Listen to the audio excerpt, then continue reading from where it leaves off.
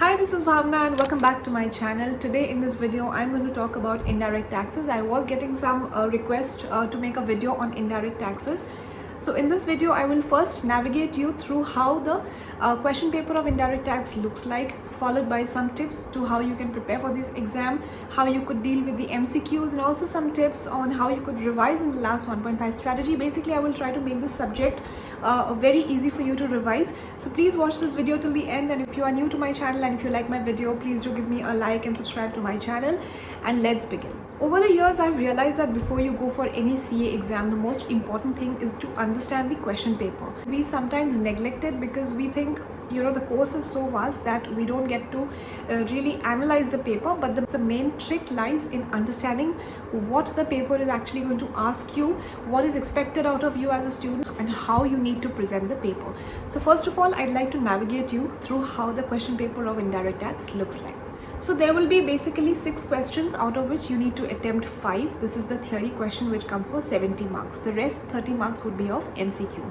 First, I'd like to talk about the theory paper. Question 1 is basically a full-fledged 14 marks question covering ITC and GST calculation. इसमें आपको basically GST calculate करके निकालना पड़ेगा. It will be a wholesome sum जिसमें कई बार हमें full marks नहीं आ पाता है बिकॉज बहुत से ऐसे एडजस्टमेंट्स होते हैं जो हम एक ही बार में सॉल्व नहीं कर पाते हैं. But you don't have to be scared because I would just say that don't spend too much time on making yourself perfect for this question. Rather, focus on the other small topics which cover more marks and which will help you pass the exam. So question 1 is a full-fledged 14 mark sum covering ITC and GST. Question number 6, the last question, is completely a theory-based question. You will have 2 questions from GST portion and 1 question from customs or FTP.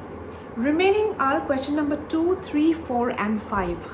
So these questions are basically divided into 2 parts or 3 parts. Total will be 14 marks each. So question number 2 and 3 will basically have questions from GST. First parts like time of supply, place of supply, reverse charge, exemption, ITC, all of these. And question number 4 and 5 will have questions from GST procedurals part. Similarly, for customs, there will be, for question number 2 and 3, there will be questions from valuation or types of duty or some practical oriented sum, and question number 4 and 5 will have some procedural sums from warehousing chapter and so on. So this is how the question paper majorly looks like.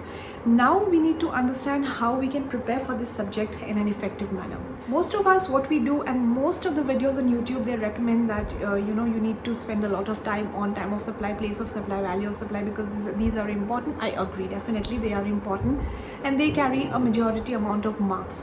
But it doesn't require you a lot of time to revise these. During my exams, I always used to revise time of supply, place of supply, value of supply, RCM and composition scheme, all these chapters after I come back from the direct tax paper. So that evening itself, I used to be done with this major portion that everyone considers as a big chunk.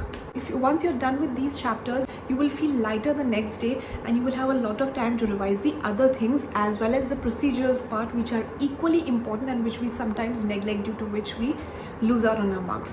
तो सबसे पहले आपको direct tax के exam से आके, if you can, ये मेरा suggestion है, बाकी आपको जैसा ठीक लगे आपको वैसा करना चाहिए. मेरा सजेशन है कि time of supply, place of supply, RCM, composition scheme, value of supply, ये सारे ईजी टॉपिक्स हैं एंड इसको बहुत जल्दी आप रिवाइज कर सकते हो. कुछ कंसेप्ट बुक्स में चार्ट्स भी बने रहते हैं, तो आप वहाँ से फटाफट उसको उस दिन ही इवनिंग में आके उसको ख़त्म कर सकते हो. उसके बाद there are 2 major chapters which take some time. Those are ITC and exemption list. Exemption list, it's not possible to mug up everything, but just go through the chapter 2-3 times so that वो आपके दिमाग में set हो जाए. ITC में there are 3-4 major concepts which you need to understand, grasp and revise before you go for the exam hall. These are the 2 major chapters. After that, the procedural part of GST is divided into 2 parts. Number 1 are the practical sum oriented part like offences and penalties, demand and recovery, TDS, TCS, e-way bill. I call them practical oriented because they have some rates or some numbers that you need to mug up, that you need to know for sure. And secondly, you have some pure theory concepts like assessment, audit, liability for certain cases and so on. आपको इस तरह से इसको divide करके पढ़ना है और procedures part भी आपको इग्नोर नहीं करना है.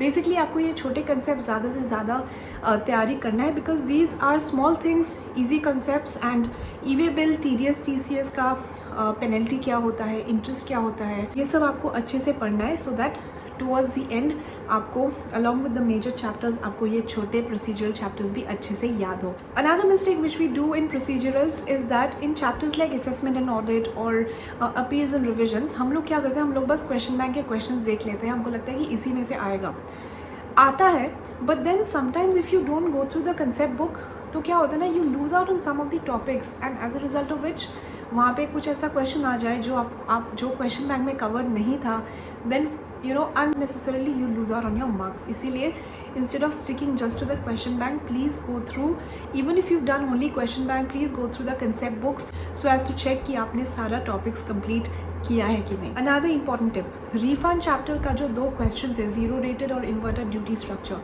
इनको बहुत अच्छे से अक्षांश गर्ग के एक रिवीजन वीडियो है, वहाँ से आप ज़रूर कर लीजिएगा.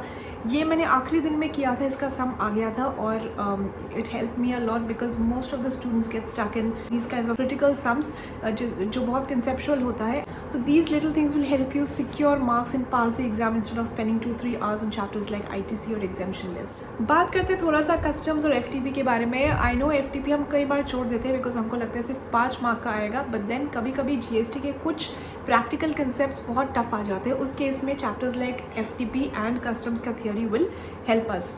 कस्टम्स में along with valuation, baggage and all that आपको वेयर हाउसिंग, ड्यूटी ड्रॉबैक, ये सब भी अच्छे से करके जाना है बिकॉज इससे भी क्वेश्चंस आते हैं. FTP का कोशिश कीजिए कि अगर आपसे हो पा रहा है तो इंपॉर्टेंट टॉपिक्स एटलीस्ट आप कवर करके ज़रूर जाइए, क्योंकि इन केस कोई एक टफ सम आ जाए GST में तो FTP will help you gain some extra marks. अब बात करते हैं MCQ के लिए. MCQ के लिए मैं हमेशा बोलती हूँ कि ICI booklet is the best. If you haven't seen ICI booklet, maybe solve a few case studies and some individual MCQs from the booklet just so that you have a practice of actually solving MCQs. MCQs को ऊपर से मत देखिएगा, उससे कोई फ़ायदा नहीं होने वाला है. सो आप MCQ को ICI बुकलेट से प्रिपेयर कीजिए और एल्स आप किसी भी YouTube वीडियो रेफर कर सकते हैं which covers ICI booklet, and apart from that you can solve a few sums to get a hands-on practice for MCQs. I hope this video helps you, and if you have any other doubts regarding indirect taxes, please do let me know in the comments and I'll be very happy to help you. Till then, all the very best, take care, and I will be seeing you in the next one.